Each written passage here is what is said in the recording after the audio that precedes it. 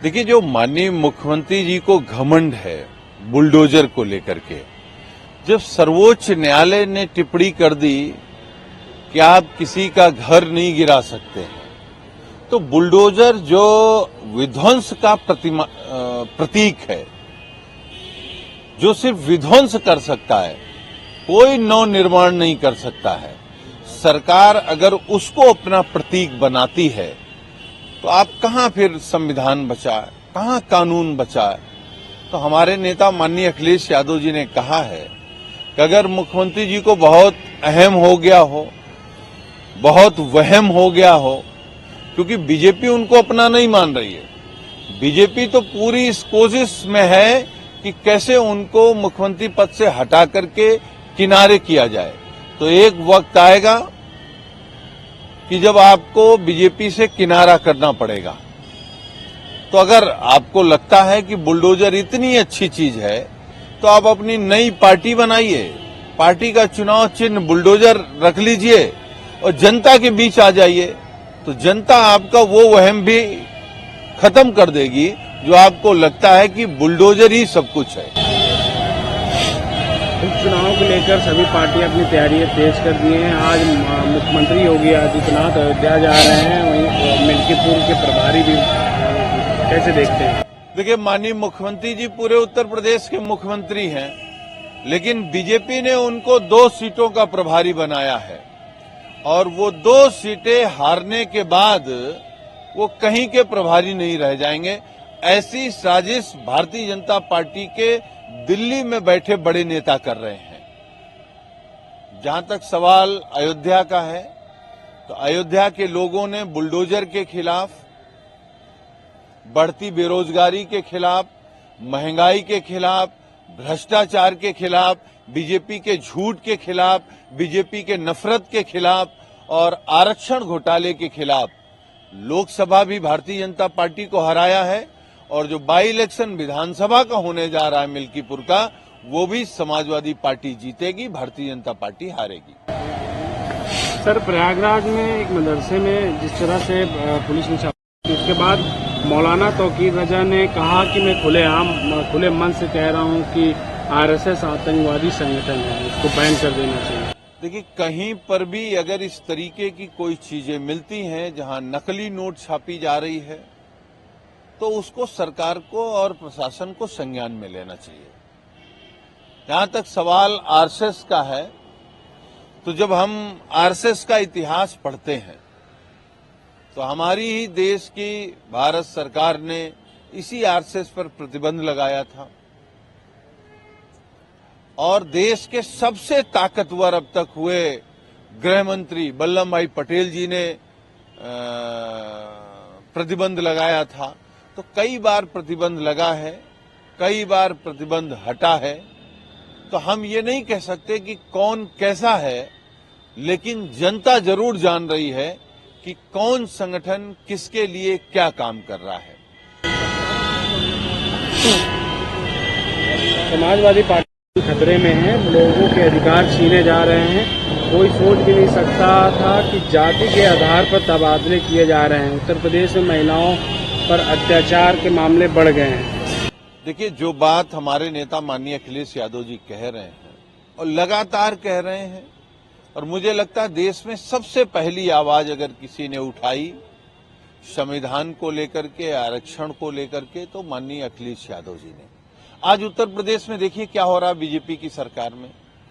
इलाहाबाद की double bench के निर्देश के बावजूद भी पिछड़े दलित भाई बहन जो 69,000 शिक्षक भर्ती में हैं, वो दर दर भटक रहे हैं, धरना दे रहे हैं, कभी उप मुख्यमंत्री के यहां, कभी इस मंत्री के यहां, कभी उस मंत्री के यहां।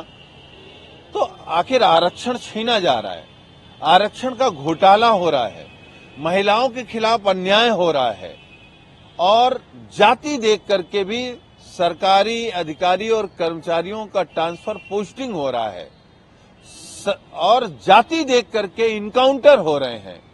तो कहां है संविधान? संविधान खत्म करने की पूरी साजिश भारतीय जनता पार्टी कर रही है। सुप्रीम कोर्ट ने कि आरोपी हो या दोषी उसके घर पर बुलडोजर नहीं चलाया जा सकता। वहीं पे समाजवादी पार्टी के राष्ट्रीय अध्यक्ष अखिलेश यादव भी कहते हैं कि जो लोग बुलडोजर लेकर दूसरों को डराते थे, जगह जगह घर तोड़ते थे, क्या मुख्यमंत्री आवास का नक्शा पास है? अगर नक्शा पास है तो कागज दिखाइए। देखिए, जो बुलडोजर नीति को लेकर के लगातार समाजवादी पार्टी के हमारे राष्ट्रीय अध्यक्ष सवाल उठाते रहे हैं और वैसी ही टिप्पणी सर्वोच्च न्यायालय ने की। मानी सर्वोच्च न्यायालय की टिप्पणी के बाद क्या बचता है? जहां तक है कि किस घर के पास कागज हैं, किस घर के पास कागज नहीं है, तो ये सच है कि उत्तर प्रदेश के हालात ये हैं कि जो माननीय मुख्यमंत्री जी का आवास है उसी के कागज नहीं है। हमारे नेता ने कहा अगर कागज हैं तो दिखाएं, क्योंकि हमारे नेता भी मुख्यमंत्री रहे 5 साल, उनको मालूम है कि वहां के कागज नहीं है। हम ये नहीं कहते कि अगर कोई सरकारी जमीन पर कब्जा कर ले तो उसे खाली मत कराइए, लेकिन जाति देख करके, धर्म देख करके, पार्टी देख करके अगर बुलडोजर चलेगा तो फिर वक्त बदलेगा, उसका रुख भी बदलेगा, तब फिर भाजपा के लोग चिल्लाएंगे। अखिलेश यादव जी के नाथ कहते हैं कि बुलडोजर पर हर किसी का हाथ नहीं आ सकता, इसके लिए दिल और दिमाग चाहिए होता है। देखिए, हमारे नेता माननीय अखिलेश यादव जी ने एक बात कही है बुलडोजर को लेकर के कि बुलडोजर के दिमाग नहीं होता है, बुलडोजर की स्टीयरिंग पे जो बैठा होता है वो चलाता है। और ये बात भी कही कि दिल्ली वाले पता नहीं कब वो स्टीयरिंग बाबा से लेकर के किसी दूसरे को दे दें। तो इसी डर से कि स्टीयरिंग हमारे हाथ से न चली जाए, इसीलिए इधर आप जब देखिए तो माननीय मुख्यमंत्री जी के बयान उल्टे सीधे बयान आ रहे हैं, ऐसे ऐसे बयान आ रहे हैं कि भाजपा के लोगों को भी समझ में नहीं आ रहा है कि उत्तर प्रदेश के माननीय मुख्यमंत्री जी क्या कहना चाहते हैं, क्या सोच रहे हैं, क्या करना चाहते हैं। मुख्यमंत्री योगी आदित्यनाथ कहते हैं कि आज प्रदेश के कुछ जिलों में आदमखोर भेड़ियों ने आतंक फैला रखा है। 2017 से पहले भी यही स्थिति थी, ये लोग भी इसी तरह से पैसे वसूल कर उत्पात मचाते थे। देखिए, आदमखोर भेड़िए को लेकर के कई जिलों में बड़ा तनाव है, लेकिन वो तो एक भेड़िया है। आप देखिए ना, बीजेपी सरकार में कितने भेड़िए शामिल हैं। पिछड़ों का आरक्षण खा रहे हैं, दलितों का आरक्षण खा रहे हैं, बलात्कारियों को जेल से छुड़ा रहे हैं, बलात्कारियों के मुंह में केक लगा करके स्वागत कर रहे हैं। यही तो जो पीडीए के भेड़िए हैं वो तो बीजेपी में हैं। तो बीजेपी के जो भेड़िए हैं उन्हीं से पीडीए के हक, अधिकार, सम्मान को बचाने के लिए समाजवादी पार्टी लड़ रही है। जिस तरीके से एक भेड़िए के खिलाफ आदेश हुआ है, शायद उसी तरीके से 2027 में उत्तर प्रदेश की जनता जो पीडीए के भेड़िए हैं उनके खिलाफ कोई जनादेश देगी। सुल्तानपुर में सवाल खड़े किए हैं। उन्होंने कहा है कि सुल्तानपुर की डकैती में शामिल लोगों से सत्ता पक्ष का गहरा संपर्क था, इसीलिए नकली इनकाउंटर से पहले मुख्य आरोपी से संपर्क साधकर सरेंडर करा दिया गया। देखिए, सुल्तानपुर की बड़ी डकैती थी और उसके मुख्य आरोपी को सरकार और प्रशासन ने बातचीत करके सरेंडर करा दिया। कुछ लोगों को पैर में गोली मार करके नकली इनकाउंटर दिखाने की कोशिश की और एक अपराधी की जाति जानने के बाद उसका इनकाउंटर कर दिया, उसकी मौत हो गई। हम अपराधियों के पक्ष में, हम समाजवादी लोग नहीं हैं, लेकिन अगर जाति देख करके हत्या होगी, इनकाउंटर होगा, तो ये तो गलत परंपरा है। आप सोचिए, सरकार बदलेगी फिर क्या होगा। तो हम नहीं चाहते हैं कि जाति धर्म में सरकार काम करे या अधिकारी काम करें।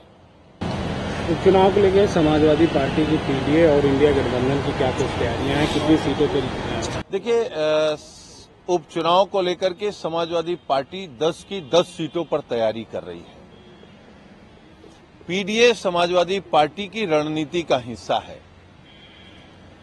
हम इंडिया गठबंधन के साथी 10 की 10 सीटें जीतेंगे, 5 अपनी सीटें जीतेंगे जीती हुई, और 5 सीटें जो भारतीय जनता पार्टी और उनके सहयोगियों की थी वो भी हम लोग उनसे छीन करके जीतेंगे।